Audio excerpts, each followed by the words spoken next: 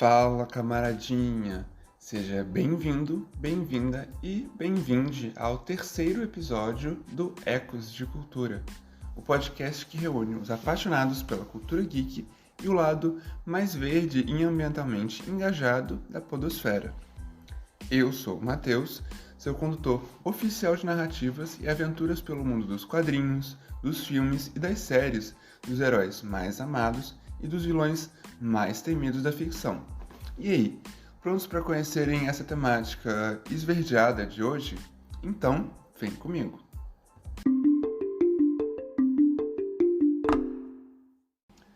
Lembra que no último episódio eu finalizei com a menção da Pamela Isley, também conhecida como Era Venenosa?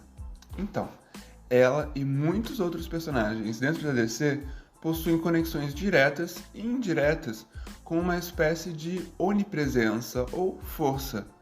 É o que chamam de verde.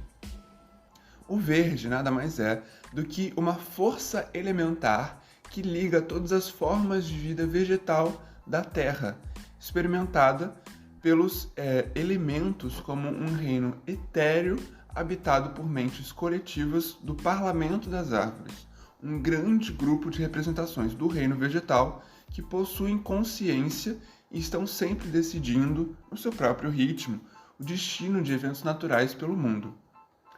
Várias vezes, o verde escolheu campeões para si, representantes para lutar contra diversas forças elementais que são opostas, como as forças do vermelho, do claro, do cinza e da podridão.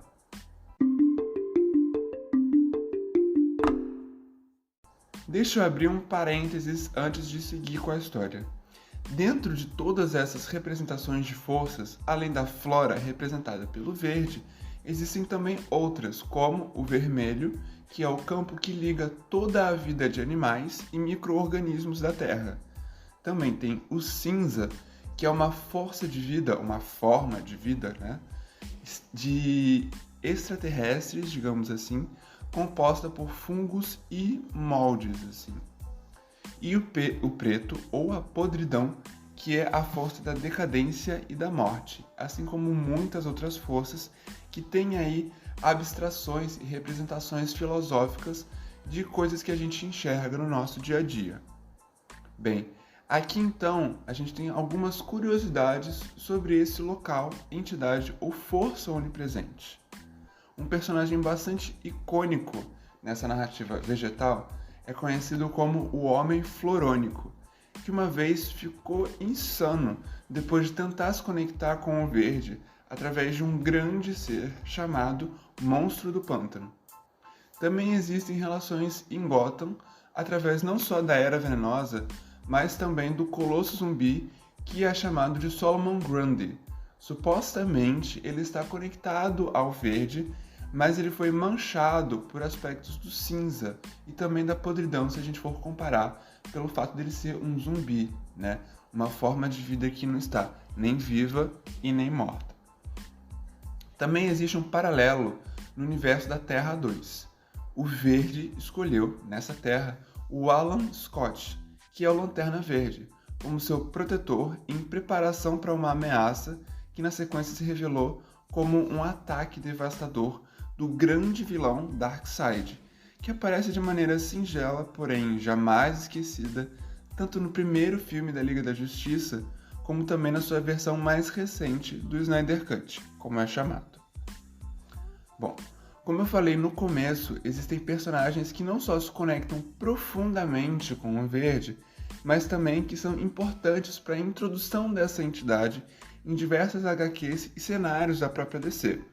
Aqui eu vou listar 4 deles.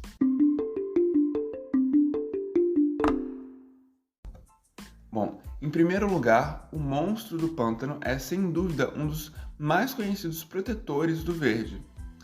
Também chamado anteriormente de Alec Holland, ele acabou por sofrer um acidente com a explosão e então o corpo, que estava em chamas por causa dessa explosão, acabou pulando dentro de um pântano próximo e por esse contato que ele teve com o pântano, a sua pele foi dominada por todo o lodo, as vinhas todas as coisas que ali habitavam. Justamente por essa conexão e por essa questão ali de contato entre a forma de vida vegetal e uma forma de vida que era orgânica, como o do Alec Holland, acabou então surgindo o monstro do pântano, uma forma de vida que não era nem muito humana e nem muito vegetal. Ele é literalmente a personificação do verde, porque ele também, em várias menções de quadrinhos, é chamado de Avatar do Verde. E não, aqui a gente não está falando do Avatar dos Homens Azuis e muito menos do Avatar dos dominadores de ar, água, fogo ou terra. Avatar aqui significa a representação divina de alguma presença ou onipresença que as pessoas reverenciam, ou seja, um representante na Terra, digamos assim, de uma determinada divindade.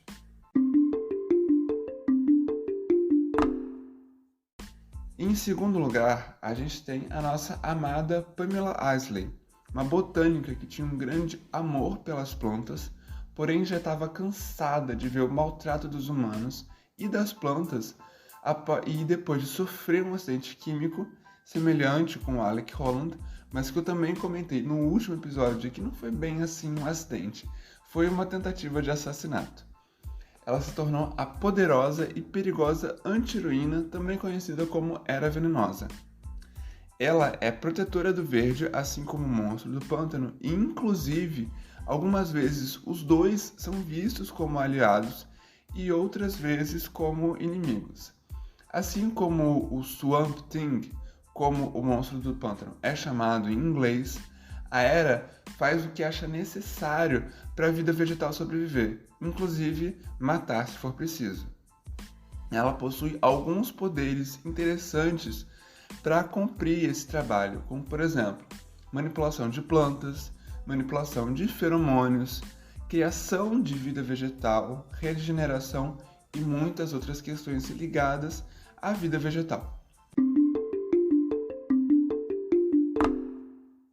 Aqui eu falo também de um terceiro personagem que até para mim ficou bastante intrigante de ser relacionado com o verde. E ninguém mais, ninguém menos do que o Mutano, também conhecido como Logan. Mas ele tem algumas diferenças em relação a essa conexão com o verde, por assim dizer. Enquanto personagens como o Monstro do Pântano e até a própria Era, que representam as florestas, as flores e as ervas venenosas, o Mutano, ainda que ele não tenha sido confirmado com essa representação em específico, poderia ser a representação da vida vegetal e até da vida animal dentro do verde.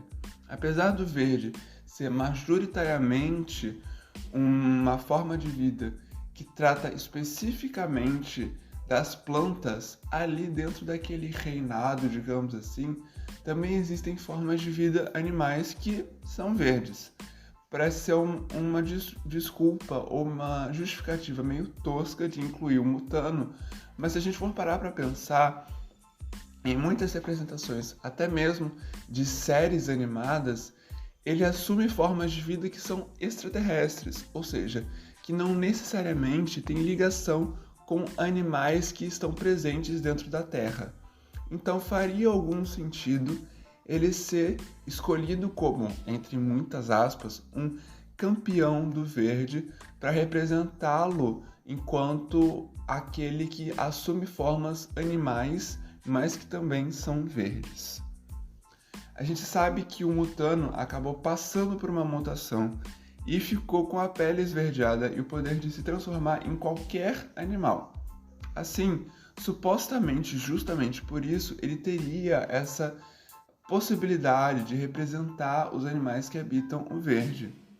Então ele tem alguns poderes relacionados a essas transformações, como transmutação, transformismo em animal, empatia em animal, de alguma maneira, e também regeneração, como muitos outros campeões do verde.